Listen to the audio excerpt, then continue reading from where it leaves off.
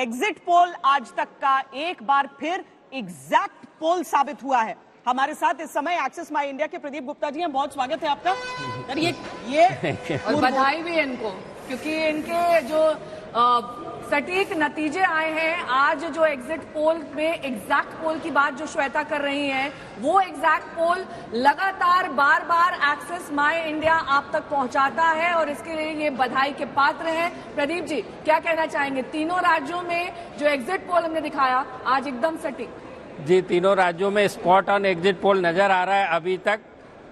इसके लिए हमारी जो एक्सिस माई इंडिया की टीम है, मैं उसको पूरी तरह से 100% उनकी क्रेडिट है जो वो ये कर पाने में सक्षम हुए हैं। क्योंकि आप सब जानते हैं, नॉर्थ ईस्ट में काम करना किसी के लिए भी, चाहे हमारी पोलिंग एजेंसी हो या किसी के लिए भी, बहुत मुश्किल काम है, बहुत मुश्किल काम है।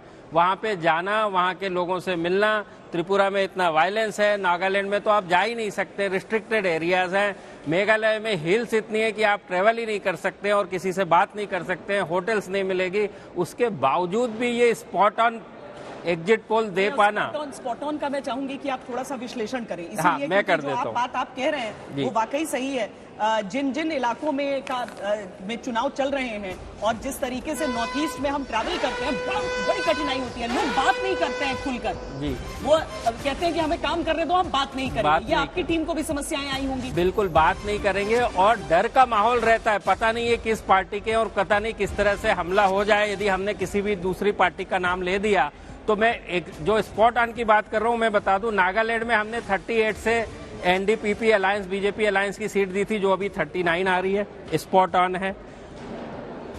मेघालय के अंदर एनपीपी को फर्स्ट नंबर की पार्टी, हाईएस्ट रेंज हमारी 24 थी, बिल्कुल 24 ही नजर आ रही है। कांग्रेस की वही है। टीएमसी की 5 से 9 दी थी, वही नजर आ रही है। और छोटी छोटी पार्टी यूडीपी बिल्कुल वही है। पीडीएफ 2 सीटें दी थी, बिल्कुल वही है। इसी तरह से नागालैंड में भी एनसीपी की 5 सीटें, एलजेपी की 4 सीटें, रामदास आठवले आरपीआई की 2 सीटें, सभी की सभी स्पॉट आने। त्रिपुरा के अंदर अभी 36 हमने रेंज दी थी, जो कि अभी 34 दिख रहा है। अभी की बात करें तो स्पॉट ऑन होने के लिए 2 सीटों का अंतर है। और त्रिपुरा मोटा का जो 11 सीट दी थी, बिल्कुल 11 है।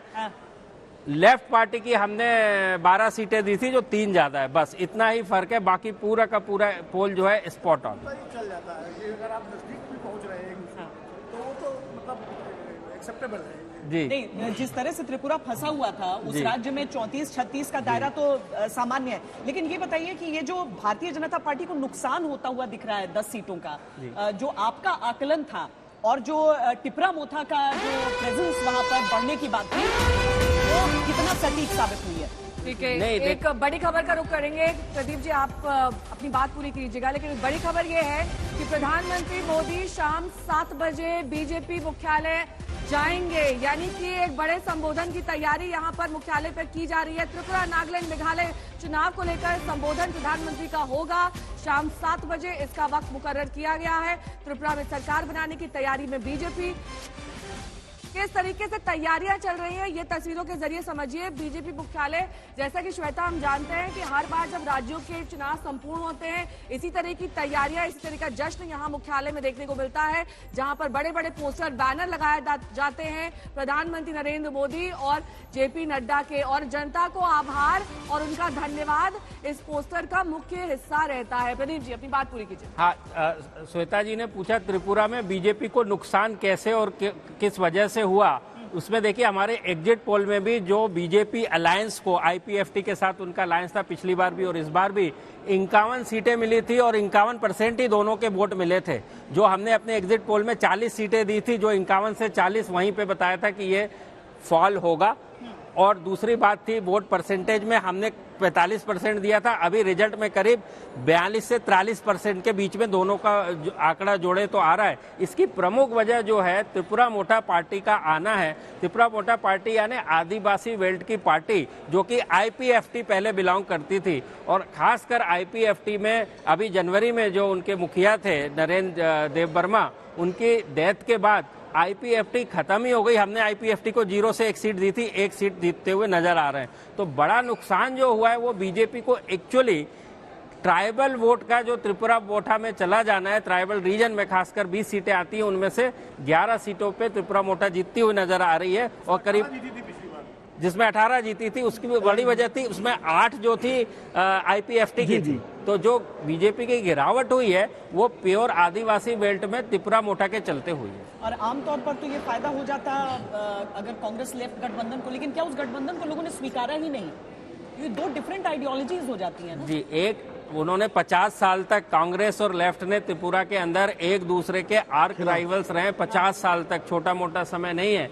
और पिछले चुनाव में, पिछले असेंबली इलेक्शन में कांग्रेस को 2% वोट मिले थे। आप सोचिए 2% वोट, तो कांग्रेस तो वैसे भी कहीं नहीं थी। अभी भी जो कांग्रेस ने 13 सीटें लड़ी है उसमें से वो केवल 2 से 3 सीटें जीतते नजर आ रहे हैं। इसका तात्पर्य है कि 25% स्ट्राइक रेट है, जबकि बल्क ऑफ द सीट जो है वो अभी भी लेफ्ट ही जीत रही है। तो अलायंस होने का कोई मतलब नहीं है, क्योंकि कांग्रेस तो पहले भी वहां नहीं थी, उन्होंने को अलायंस हो गया। वही स्थिति सेम रिपीट है जो तो बंगाली रीजन वेस्ट बंगाल में थी। बीजेपी त्रिपुरा में सरकार बना लेगी, मुझे कहीं कोई इसमें अब शंका नहीं दिख रही है। 2-3 सीटें कम हो सकती है, 2-3 ज्यादा हो सकती है शाम तक, लेकिन 30 से कम होगी। अब इसकी करीब करीब ना के बराबर संभावना। बीच में एक बार काफी नेक टू नेक हो गया 27 हो गया था, 27 हो गया था, सबसे नीचे का 27। जो अन्य पार्टियां हैं उस पर थोड़ा प्रकाश डालिए, ये अन्य पार्टियां कौन कौन सी हैं? क्योंकि हमारे दर्शक भी समझना चाहेंगे कि मेघालय, त्रिपुरा, नागालैंड, इन तमाम जगहों पर जो नंबर 2 पर अन्य दिख रहा है, अन्य नंबर 2 पर दिखाई दे रहे हैं, तो कौन कौन सी पार्टियां जुड़ के ये अन्य का आंकड़ा?